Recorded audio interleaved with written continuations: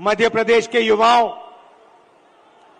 Press के हमारे मित्रों, आप सबका यहां बहुत बहुत स्वागत। आप दूर दूर से आए हैं, इसके लिए दिल से बहुत बहुत धन्यवाद।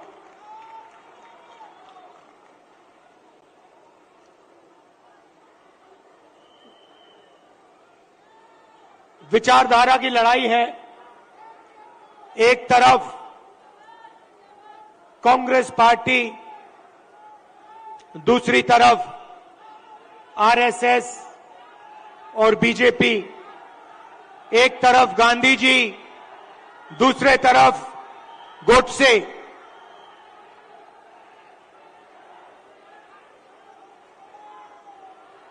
ये भैया इनको दिखाई नहीं दे रहा है। भैया प्रेस वाले थोड़े नीचे हो जाएं तो लोगों को दिखे।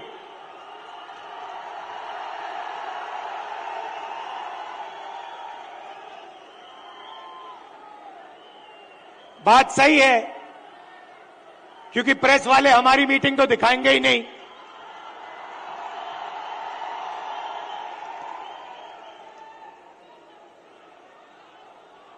तो एक तरफ गांधी जी, दूसरी तरफ गोडसे। एक तरफ नफरत और हिंसा, अहंकार, और दूसरी तरफ मोहब्बत, आदर, भाईचारा। अब देखिए, जहां भी ये जाते हैं नफरत फैलाते हैं, गुस्सा पैदा करते हैं। अब हुआ क्या? अब मध्य प्रदेश में, मध्य प्रदेश का युवा, मध्य प्रदेश का किसान इनसे नफरत करने लग गया है। जो उन्होंने जनता के साथ किया, अब जनता उनके साथ कर रही है।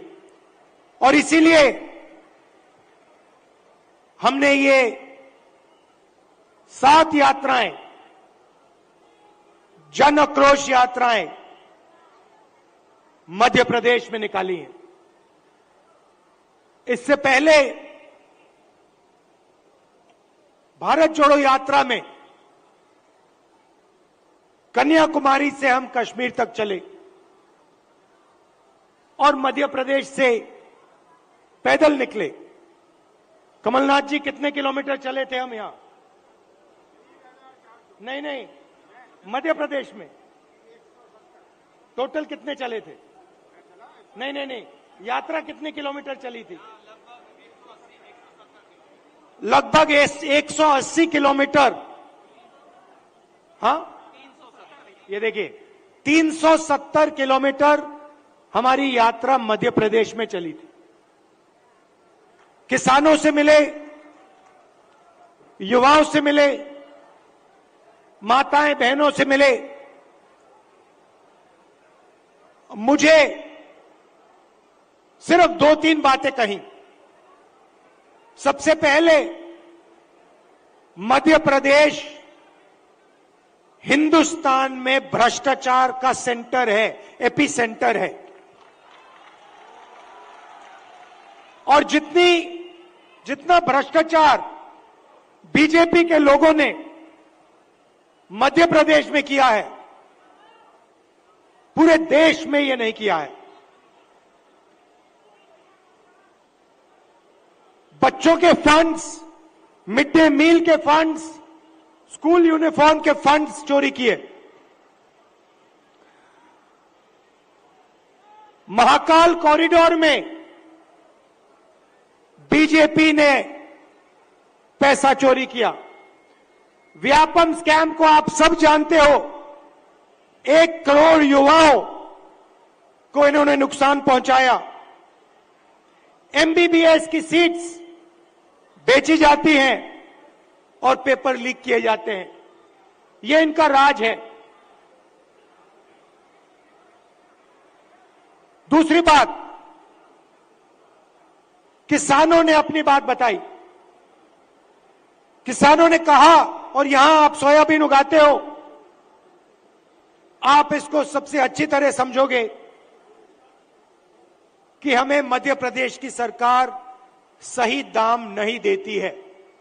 अब आप जाइए, छत्तीसगढ़ में जाइए, पास जाइए, दूर नहीं है,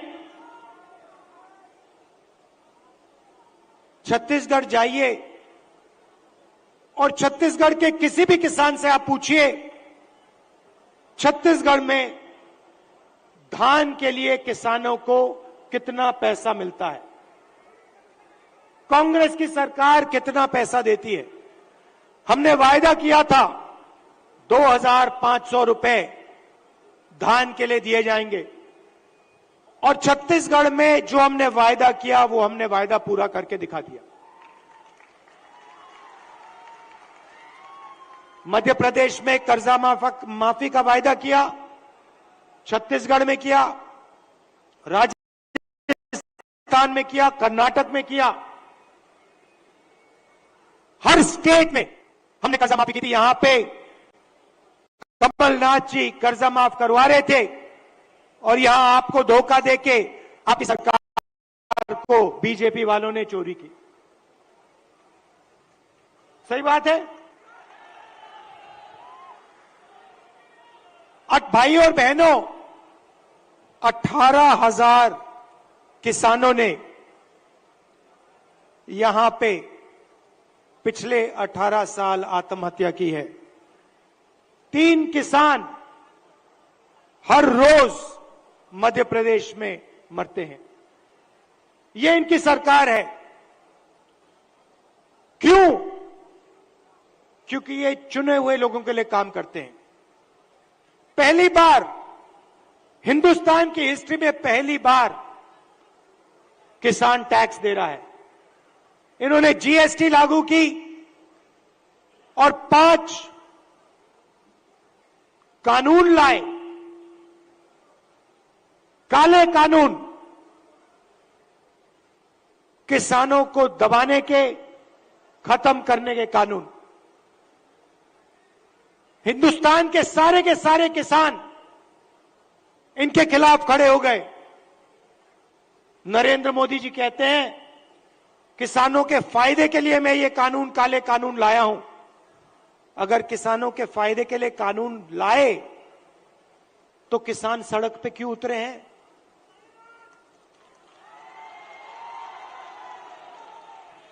नरेंद्र मोदी जी कहना चाहते थे कि किसानों को कोई समझ नहीं है, किसान अपने हित को नहीं जानते। नरेंद्र मोदी कहना चाहते थे कि हिंदुस्तान के 2-3 अरबपति अदानी जी किसान को फायदा पहुंचाने के लिए काम करते हैं। भाई और बहनों, आप कर्नाटक जाइए, राजस्थान जाइए, छत्तीसगढ़ जाइए, हिमाचल जाइए, हमारी सरकारें गरीबों के लिए, कमजोर लोगों के लिए काम करती हैं। कर्नाटक में हमने 5 गारंटी दी, गरीबों के लिए, महिलाओं के लिए, किसानों के लिए। आप जाइए, कर्नाटक में जाइए, कर्नाटक की महिलाएं बस में जाने के लिए 1 रुपया नहीं देती हैं, मुफ्त में घूमती हैं। कहीं भी जाना हो कर्नाटक में, कहीं कर्नाटक की महिलाएं फ्री में जाती हैं। हर महीने उनके बैंक अकाउंट में सीधा पैसा आता है, सरकार पैसा देती है। छत्तीसगढ़ में जाइए, किसानों का कर्जा माफ किया, किसानों को सही दाम दिलवाते हैं। राजस्थान में जाइए, स्वास्थ्य के बारे में पूछिए, मुफ्त में वहां पे दवाई मिलती है। 15 लाख रुपए का वहां पे फ्री में इलाज होता है। हार्ट सर्जरी करवानी हो, बड़ी से बड़ी सर्जरी करवानी हो, राजस्थान में जाइए, पता लगाइए, राजस्थान की जनता को वहां पे फ्री में सर्जरी मिलती है। सरकार जनता के लिए चलनी चाहिए। सरकार किसी संगठन के लिए या एक दो बड़े उद्योगपतियों के लिए नहीं चलनी चाहिए। और ऐसी ही सरकार हम यहां मध्य प्रदेश में चलाना चाहते हैं। और कमलनाथ जी का काम आपने देखा है, काम करना जानते हैं, और जो उन्होंने काम शुरू किया था वो काम वो मध्य प्रदेश में पूरा करने जा रहे हैं। मैं आपसे आखिरी बात कहना चाहता हूं। पार्लियामेंट में मैंने अदानी जी की बात उठाई, भाषण दिया। जैसे ही मैंने अपना पार्लियामेंट में अदानी जी का भाषण दिया, वैसे ही बीजेपी ने मेरी लोकसभा की जो सदस्यता है उसे रद्द कर दी, खत्म कर दी। आप सोचिए, अदानी जी की रक्षा करने के लिए एकदम मेरी लोकसभा की जो सदस्यता थी उसको कैंसिल कर दिया। मुझे कोई फर्क नहीं पड़ता, करिए जितना करना है, मैं सच्चाई बोलता हूं। और देश के सामने एक सच्चाई अदानी जी हैं। पोर्ट्स देख लीजिए, एयरपोर्ट्स देख लीजिए, इंफ्रास्ट्रक्चर देख लीजिए, धान के साइलोज देख लीजिए, हर जगह आपको अदानी जी दिखाई देंगे। अदानी जी किसानों के जेब में से हर रोज जेब में से आपका पैसा लिया जाता है। इंफ्रास्ट्रक्चर में, डीजल में, पेट्रोल में, फर्टिलाइजर में आपके जेब में से पैसा निकलता है और सीधा इन दो उद्योगपतियों के जेब में जाता है। मैंने मीडिया की बात की, मैंने मजाक में कहा कि मीडिया वाले हमारी मीटिंग तो दिखाएंगे नहीं। मोदी जी का चेहरा 24 घंटा दिखेगा, शिवराज जी का चेहरा 24 घंटा दिखेगा। क्यों? क्योंकि इनका रिमोट कंट्रोल अदानी जी के हाथ में है। देखिए, ये मुस्कुरा रहे हैं, प्रेस वाले मुस्कुरा रहे हैं, इनकी बेचारी की गलती नहीं है, ये रिपोर्टर है, इनकी गलती नहीं है, ये सच्चाई जानते हैं। रिमोट कंट्रोल पीछे से कंट्रोल दबता है। एक और सच्चाई है, और वो सच्चाई शायद अदानी जी से भी बड़ी सच्चाई है। कुछ दिन पहले बीजेपी ने महिला आरक्षण की बात की। महिला आरक्षण में हमने एक सवाल उठाया, कांग्रेस पार्टी ने उठाया, बीजेपी ने कोई जवाब नहीं दिया। हमने दो चीजें कही। हमने पहले कहा, देखिए ये महिला आरक्षण जो आप कर रहे हो ये अच्छा है, इसको करना चाहिए, मगर इसमें आपने दो छोटी सी लाइनें लिख रखी हैं, सबसे पहले इन लाइनों को आप मिटाइए। लाइन क्या थी? एक लाइन थी कि महिला आरक्षण से पहले सर्वे करने की जरूरत है, और दूसरी लाइन, महिला आरक्षण करने से पहले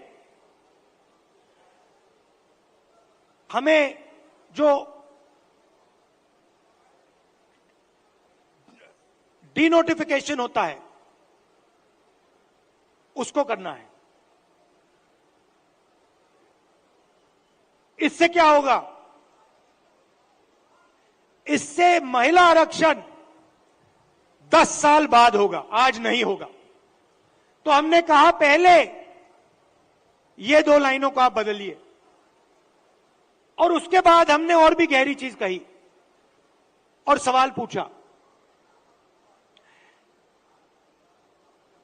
कि महिला आरक्षण में ओबीसी आरक्षण क्यों नहीं है।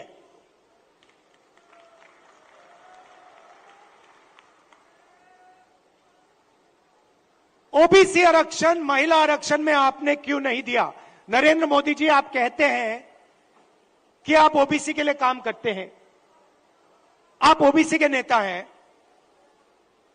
तो आपने महिला आरक्षण के अंदर के बीच में ओबीसी आरक्षण क्यों नहीं किया। अब भाषण से पहले मैंने आंकड़े देखे और मैं हैरान हो गया। भाइयों और बहनों, नरेंद्र मोदी कहते हैं कि बीजेपी में ओबीसी के एमएलए और एमपी हैं। सबसे पहले कांग्रेस के तीन चीफ मिनिस्टर ओबीसी हैं, ये याद रखिए आप। हमारी 4 सरकारें हैं, 3 हमारे ओबीसी चीफ मिनिस्टर हैं। दूसरी बात, आप पार्लियामेंट में, विधानसभा में चले जाइए और बीजेपी के किसी भी एमएलए से पूछ लीजिए, एमपी से पूछ लीजिए, आपसे कुछ पूछा जाता है क्या। जब कानून बनाए जाते हैं आपसे कुछ पूछा जाता है, आपको कहेंगे भैया हमारे से कुछ कोई नहीं पूछता। कानून आरएसएस वाले लोग बनाते हैं, कानून अफसर बनाते हैं, कानून बीजेपी के एमएलए और एमपी नहीं बनाते। सच्चाई भाइयों और बहनों एक और है। सच्चाई यह है कि हिंदुस्तान को 90 अफसर चलाते हैं। कैबिनेट सेक्रेटरी और secretary of government of India Hindustan की सरकार को चलाते हैं। 90 लोग ये कानून बनाते हैं, ये निर्णय लेते हैं पैसा किधर जाएगा, कितना पैसा कहां जाता है। अब मैं आपसे सवाल पूछना चाहता हूं, बीजेपी के 10 साल से सरकार है, 90 अफसर सेक्रेटरी हिंदुस्तान को चलाते हैं। मैं हिंदुस्तान के सब ओबीसी से पूछना चाहता हूं, नरेंद्र मोदी जी कहते हैं आपकी भागीदारी है हिंदुस्तान की सरकार में, मध्य प्रदेश की सरकार में। आप मुझे बता दो, आपका ध्यान इधर उधर करते हैं। दूसरा सवाल आपसे पूछता हूं, हिंदुस्तान की सरकार का बजट लाखों करोड़ रुपए का बजट है। मैं आपसे पूछता हूं, ये जो 3 ओबीसी अफसर हैं, इनकी भागीदारी कितनी है। ये बजट पे कितने रुपए पर निर्णय लेते हैं, मुझे बता दो। मैं आपको बताता हूं, तकरीबन 45 लाख करोड़ रुपए का बजट है। आप मुझे बताओ, ओबीसी अफसर कितने रुपए पर निर्णय लेते हैं, मुझे बता दो। नरेंद्र मोदी जी की ओबीसी की सरकार है, सब शांत, किसी को नहीं मालूम। क्यों? ये आपको नहीं बताना चाहते हैं, आपकी सच्चाई आपको नहीं बताना चाहते। सच्चाई भाइयों और बहनों ये है कि हिंदुस्तान के पूरे बजट में 5% की भागीदारी ओबीसी के अफसरों के हाथ में है। ओबीसी अफसर 3 हैं 90 में से, और 5% बजट को कंट्रोल करते हैं। यह है नरेंद्र मोदी जी का काम। नरेंद्र मोदी जी ओबीसी की सरकार नहीं चलाते हैं। नरेंद्र मोदी जी का काम, जो आरएसएस ने उनको दिया है, आपका ध्यान इधर उधर करने का है, नफरत फैलाने का है, हिंसा फैलाने का है। अगर सचमुच में नरेंद्र मोदी जी ओबीसी के लिए काम करते थे तो 90 में से 3 अफसर ओबीसी के कैसे हैं? 3-4 साल पहले एक भी अफसर नहीं था ओबीसी का। हिंदुस्तान को तो ये चलाते हैं। शिक्षा में कितना पैसा जाएगा, स्वास्थ्य में कितना पैसा जाएगा, नरेगा कैसे बनेगा, भोजन का अधिकार कैसे डिजाइन होगा, ये तो इन 90 अफसर निर्णय लेते हैं। भाई और बहनों, ओबीसी की सरकार नहीं है। और देखिए, जैसे ही मैं ये बात कहता हूं, आप नोट करना, आज मैंने यहां खुले में यह बात बोली है, ये सारे के सारे टीवी कैमरा बंद हो जाएंगे।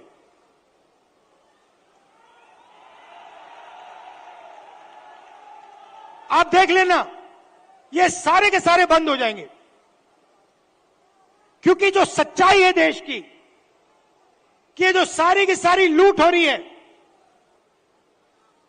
ये व्यापम स्कैम जो है, ये सारा का पैसा, ये आपका शिक्षा का पैसा, स्वास्थ्य का पैसा जो चोरी हो रहा है, ये ओबीसी की जेब में से पैसा चोरी हो रहा है।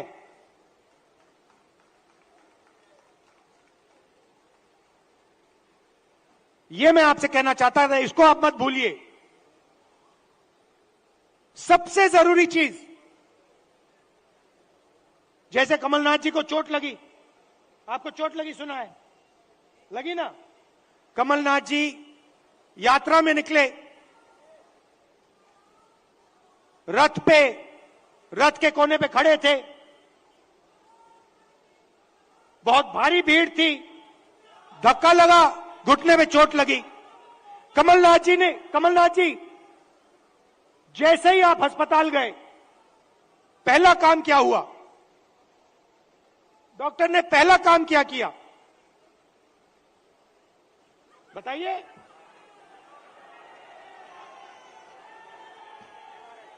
पहला काम डॉक्टर ने एक्सरे लिया, एमआरआई लिया। उसके बाद डॉक्टर ने कहा, हां, घुटने में यह प्रॉब्लम है। अब मैं यही बात कह रहा हूं, सब लोग कहते हैं हिंदुस्तान में ओबीसी है, दलित है, जनरल है, आदिवासी हैं, मगर जब हम सवाल पूछते हैं ओबीसी कितने हैं, जनरल कितने हैं, दलित कितने हैं, आदिवासी कितने हैं, कोई जवाब नहीं दे पाता। देखो, मैं पूछता हूं, भैया ओबीसी कितने हैं हिंदुस्तान में? कोई नहीं दे सकता। तो मैं ये कह रहा हूं कि अब वो समय आ गया है कि हमें हिंदुस्तान का एक्सरे करना है। यह पता लगाना है कि अगर 90 अफसर हिंदुस्तान को चला रहे हैं और उसमें से 5% भागीदारी ओबीसी को मिल रही है, तो क्या ओबीसी की आबादी 5% है? क्या हो ही नहीं सकता। तो अगर उनकी आबादी 5% नहीं है, अगर उनकी आबादी 50% है, तो उनका 5% बजट पे कंट्रोल क्यों है? उनका 50% बजट पे कंट्रोल क्यों नहीं है? अब जब मैं ये सवाल उठाता हूं, बीजेपी के लोग कांपने लग जाते हैं, नरेंद्र मोदी जी भाग जाते हैं, अमित शाह जी कुछ और कहते हैं, हिंदू मुस्लिम कहेंगे, नफरत फैलाने की कोशिश करेंगे।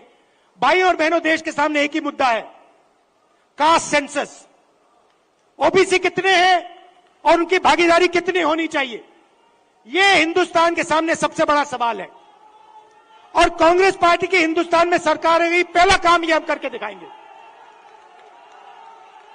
अब बीजेपी के पास, मजे की बात सुनिए, कास्ट सेंसस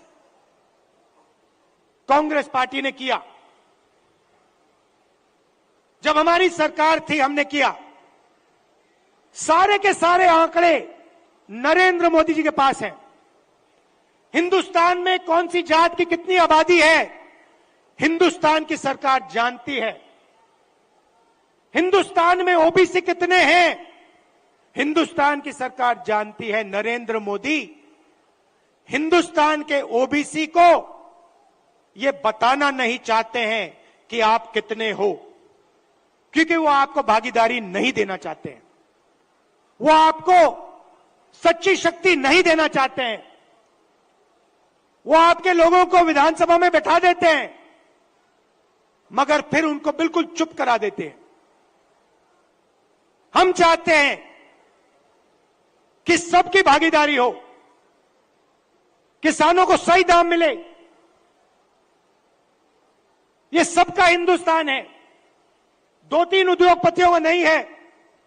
इसीलिए हमारा पहला काम कास्ट सेंसस होगा और जैसे ही हमारी सरकार आएगी हम देश को बता देंगे इस देश में कितने ओबीसी हैं, कौन से कितने जात की आबादी है।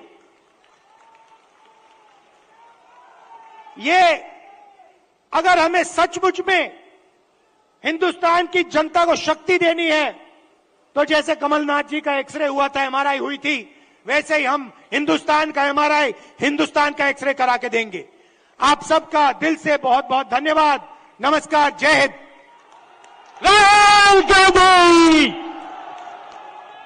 बहुत बहुत